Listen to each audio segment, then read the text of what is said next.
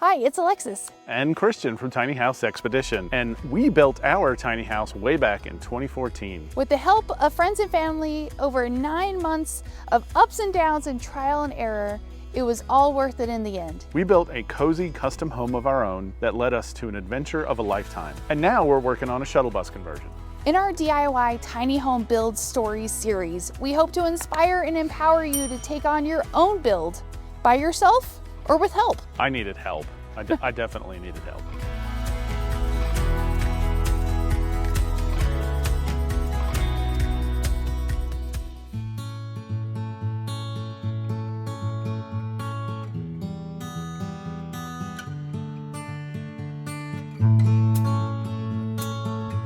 I'm Matt. And I'm Paiton. And this is our 45-foot shipping container home located in Washington State.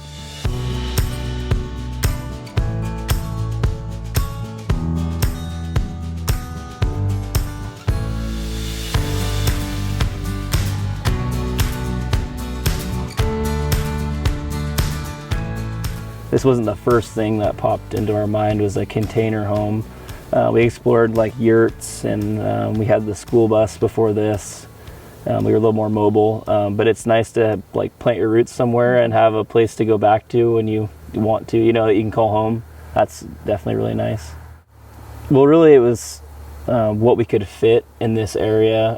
Once we cleared the trees out and leveled the spot, it was like, okay, we have this much room. How big of a yurt can we put here? And I think we ended up settling on like a 30-foot in diameter yurt.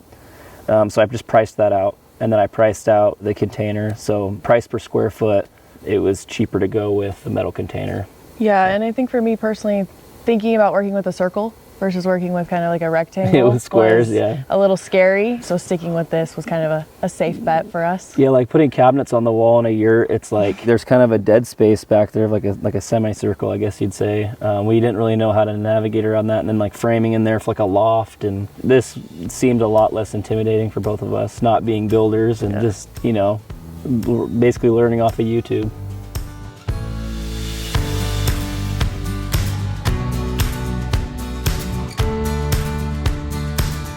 Our container is a high cube, so it's the extra foot of ceiling space.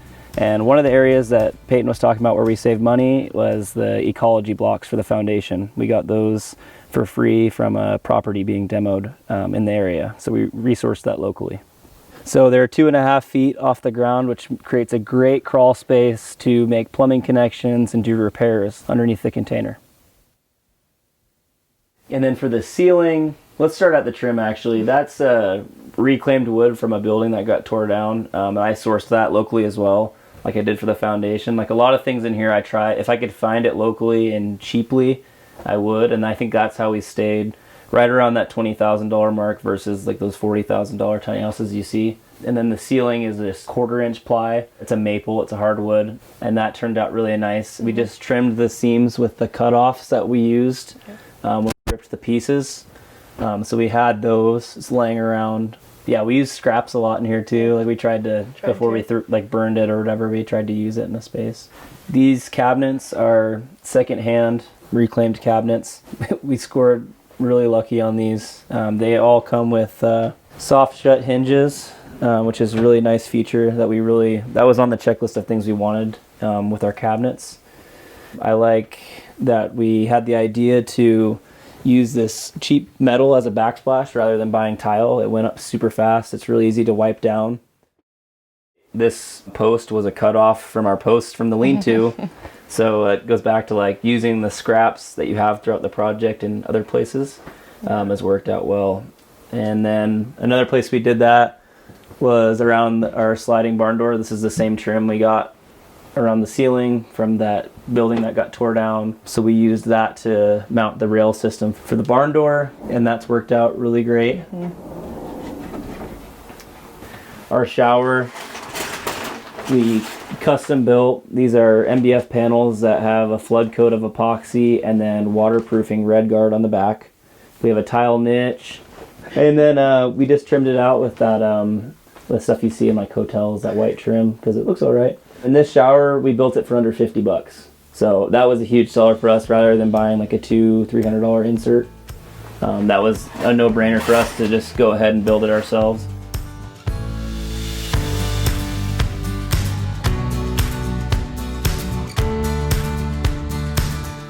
Over here you'll see our island. I use this to work from home. So as a teacher, it's kind of my office space. And then you will notice this tin that we have on the side here. I didn't want to do sheetrock. It sounded boring to me. And I didn't feel like trying to paint it. We already had the flooring in. I didn't want to deal with taping things off and all of that. So I went with this company, American Tin Ceilings. So this is actually meant for a ceiling, but we used it here. It went on easy. They fit together kind of like puzzle pieces, and they had some nice trim already made. So I think it's a nice accent, kind of a little pop in our house, and I would do it again. Yeah, I really think like when you first walk in here, this is the first thing that people look at. It's just like it really catches your eye, and it ties in all the other like stainless steel in the house, like the fridge, the stove. It turned out really nice. That was all Paiton's idea. I didn't realize the vision she had at first, and I was really, really proud of the way it turned out. So yeah, and then our countertops, I would say we saved money here as well. We wanted kind of like a marble granite look, but didn't want to pay for it.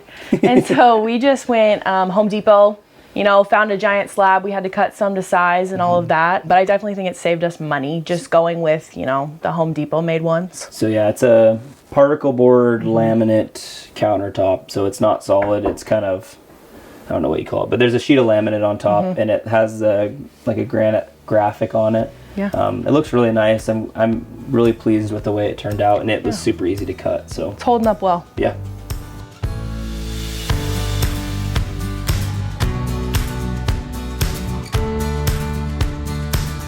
We recessed the slider. So we left the container doors on, and that was to create more privacy. In the wintertime, if it gets too cold, we can shut them to maintain that insulation value. Or if we leave for a long period of time, it allows us to maintain security in the container.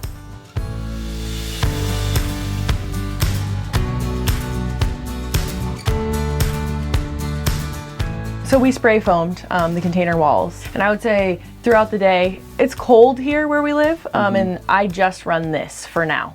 So we're in fall, and this pretty much does the job. Yeah, if you're going to insulate a tiny house, I would definitely recommend spray foam. It's done really great. And then also in the summertime too, keeping this metal cool.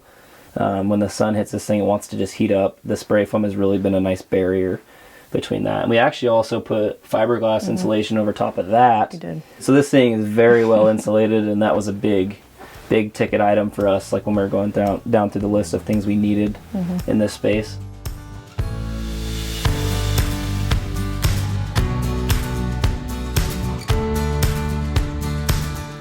The most challenging thing for me, I would say, which you probably have a different answer, but would be when we were framing the container and the dents that were along the container, and when you're going to lay a stud up against the wall, if it's dented and caved in, it's going to kink your studs around. So because we initially thought, oh sweet, it's a square, we're just going to lay them down, everything's going to be square and level, and I don't have to worry about it. But there was tons of dents because it was a used container, and then tie-down hooks. That was a challenge. So there's tie-down hooks all over the floor in the container, and you have to kind of notch the studs around them to fit them against the wall. I think for me it was just maybe a lack of planning on my end, just not knowing the standard measurements for things, not knowing that cabinets come in standard measurements and things like that. That countertop should be built to a certain height, to a certain, you know, all of that. That's a really good one. Had I spent more time looking at that, I think it would have been a lot easier for us because things are standard for a reason. So we just have some kind of unique measurements in there that we had to work with. So I'd put more time into the research if I could do it again.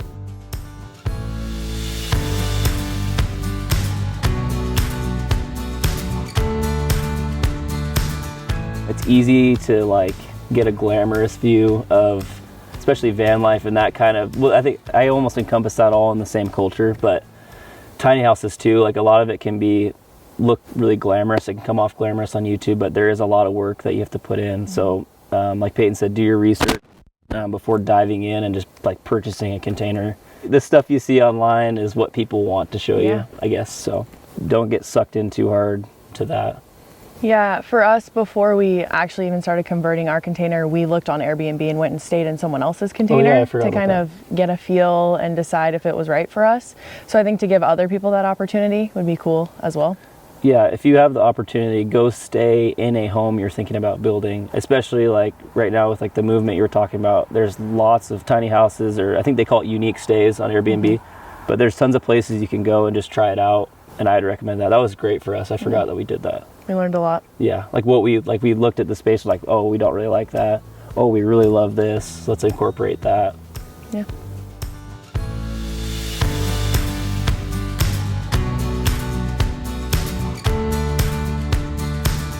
This build was super fun for me and Peyton. We learned a lot throughout the whole build, through trial and error most of the time, but it brought us closer together, and you definitely have a better appreciation for the space you live in when you've put so much time and effort into building it.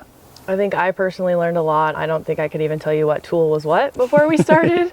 And now I feel like I could confidently use those tools that I didn't know how to name before. So it was a good process and experience for me as well. And you can check out part of the build series on YouTube at Matt and Peyton, or you can follow our personal lives on Instagram at Matt and Peyton as well.